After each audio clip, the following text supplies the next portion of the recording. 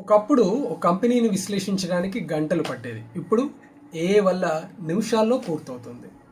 నేను stock market నేర్చుకుంటున్న రోజుల్లో ఓ కంపెనీ యాన్యువల్ రిపోర్ట్ చదవడానికి ఆర్ ఫినాన్షియల్ స్టేట్మెంట్స్ని అర్థం చేసుకోవడానికి దాదాపుగా ఒక 5 రోజుల నుంచి 10 రోజుల దాకా పట్టేది.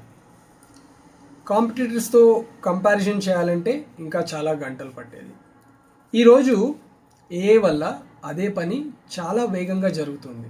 కానీ ఒక్క విషయం మాత్రం గుర్తుంచుకోండి, అదేంటంటే ఏఐ నా కోసం పెట్టుబడి నిర్ణయాలు తీసుకోదు. మరి ఏం చేస్తుంది?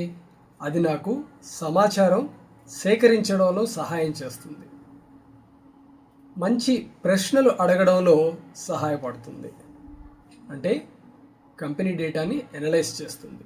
కానీ చివరికి నిర్ణయం కొనాలా వద్దో అనేది మాత్రం నా నిర్ణయం. టెక్నాలజీ సమయాన్ని ఆదా చేస్తుంది, నాలెడ్జ్ ఆత్మవిశ్వాసాన్ని పెంచుతుంది,